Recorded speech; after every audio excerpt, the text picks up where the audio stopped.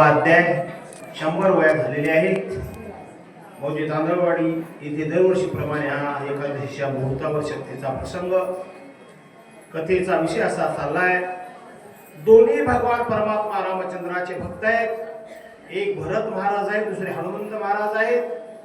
भरतानं विनंती केली हनुमंताला, हनुमंता तुम्ही इतक्या लांबून आलात, काहीतरी जेवण करा, पाणी प्या. कारण घरी आली राम भक्त, जर घरी राम भक्त आले, साधू संत आले तर पूजा केली पाहिजे, जेवण दिलं पाहिजे, फराळ दिलं पाहिजे. आणि तुम्ही जर सांगता, हनुमंतानं सांगितलं भरता या सगळ्या गोष्टी तुमच्या घरी खरी आहे, परंतु तिथं देव संकटामध्ये आहे, विचार करतात.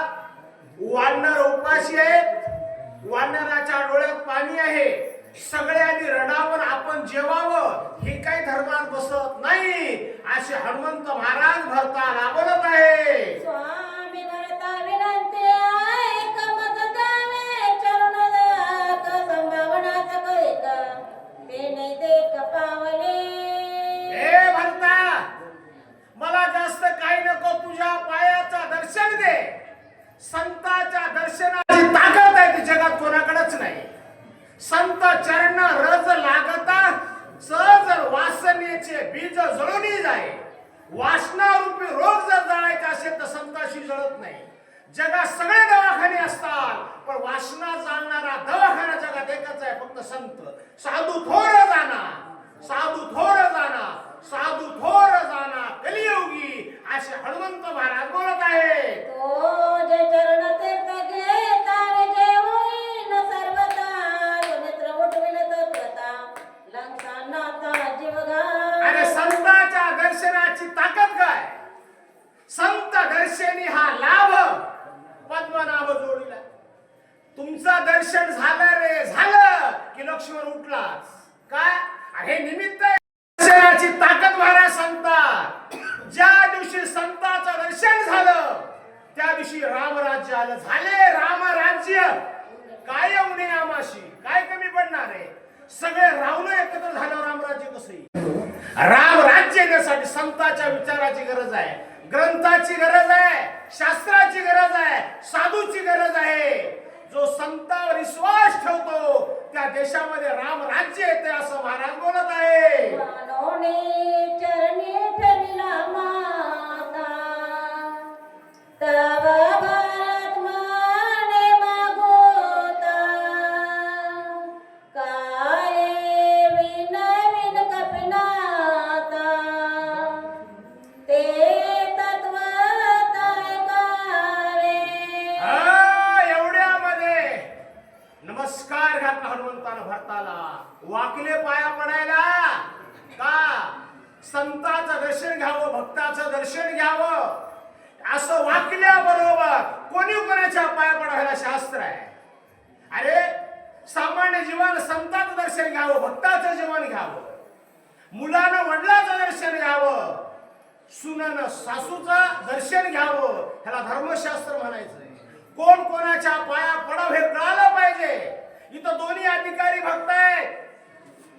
आता उलट झाले, आता मुलालाच वडिलालाच पाया पडायची वेळ आली पोरांच्या. बाबा पाया पडतो दारू पिऊ नको, पाया पडतो बाईला निघू नको, पाया पडतो फिरू नको. उलट झाले. रामराज्यात हे नव्हतं, धर्म होतं, शास्त्र होता. वाकल्या बरोबर भरत म्हणू लागला, देवा महाराज तसं ना, ऐका जरा माझं. श्रीराम दर्शनाचे तबौत झाले, उत्कंठेत आज्ञे शोधालोय, काय मात चालेना. मला राम दर्शनासाठी माझं पण उत्कंठित झालेलं आहे.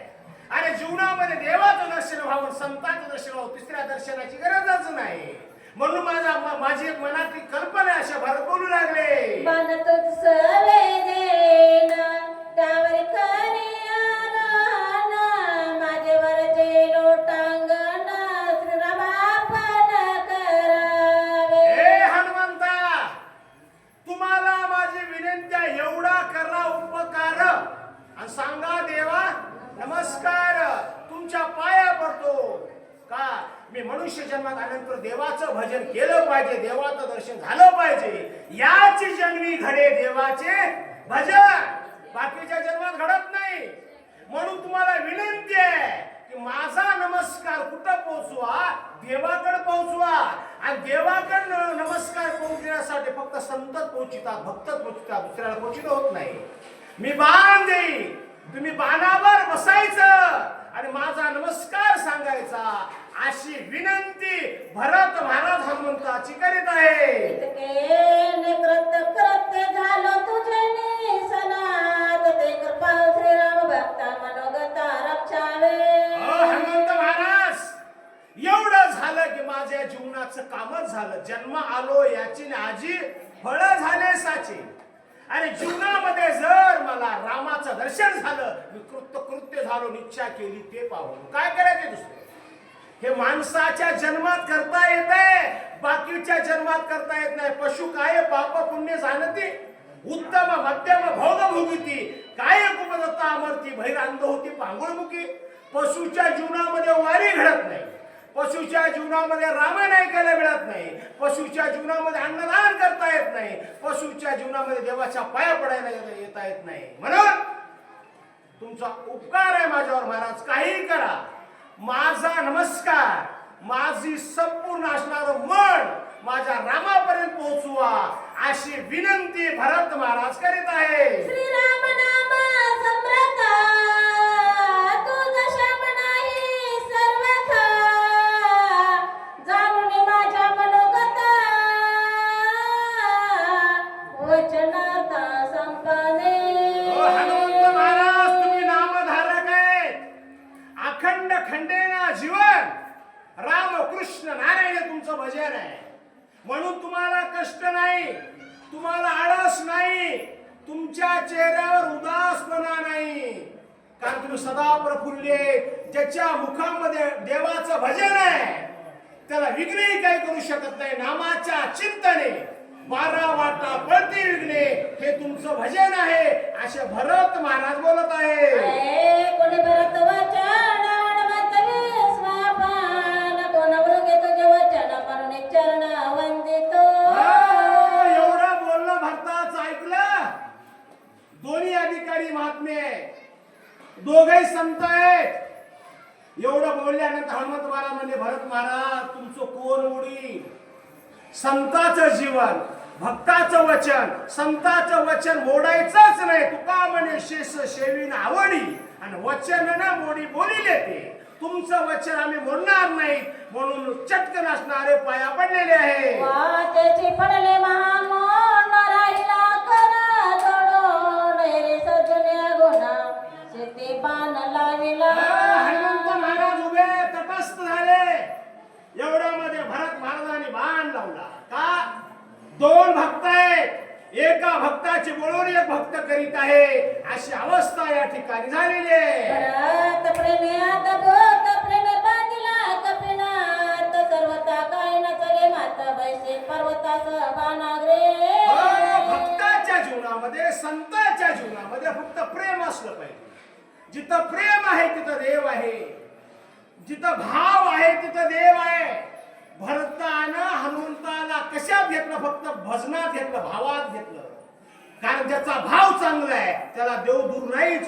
शुद्ध ज्याचा भाव झाला दुरी नाही देव त्याला.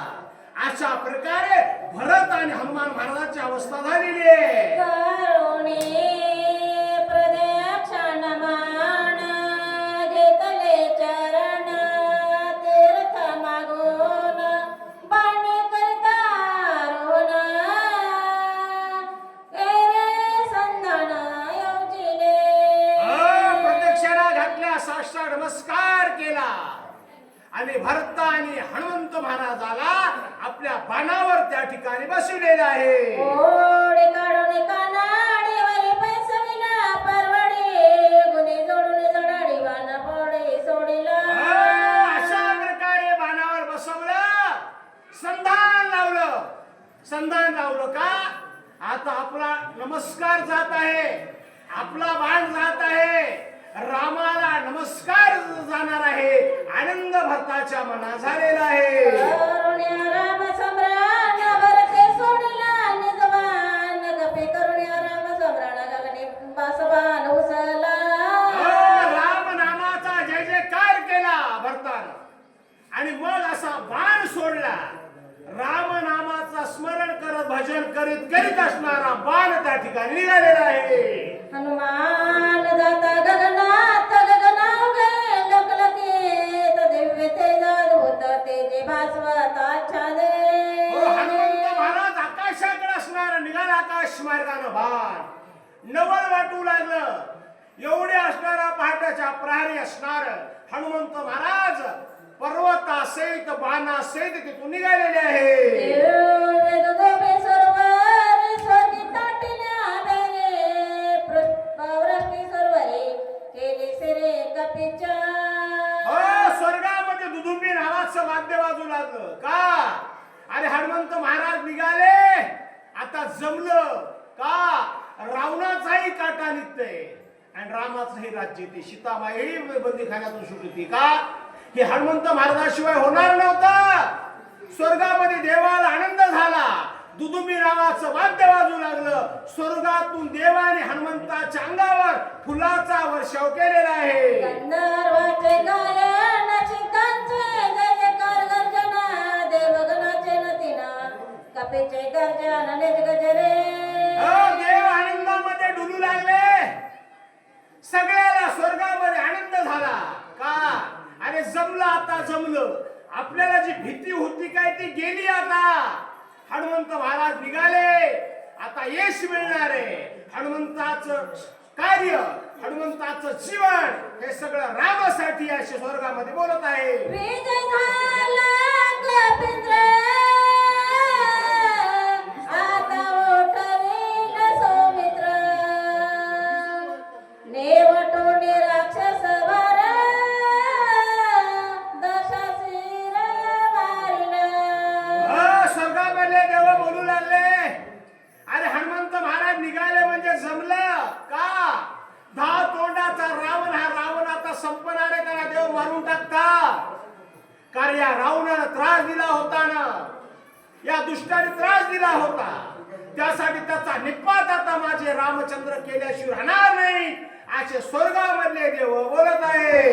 देवाची बांधावड नृत्य करते तातडे स्वर्गी उभारणे घोडे जय जयकारे गर्जतात. कारण 33 कोटी देव बंधनात टाकले होते. त्याची मुक्तता होईल रामराज्य येईल असा आनंद स्वर्गामध्ये झालेला आहे. स्वर्ग हर्षत स्वर्ग नवे की जातसे वायुनंदन आकाश मार्गे शोभायमान क्षणे गमान दिगंत. देवाला आनंद सगळ्याला आनंद झाला. आकाश मार्गाने हनुमंत महाराज निघाले. काही आनंद आपल्याला आनंद जगाला आनंद झाला. असा असणारा हनुमंताचा उत्सव स्वर्गामध्ये 33 कोटी देव करीत आहे. कुंडलिका वरदारी विठ्ठल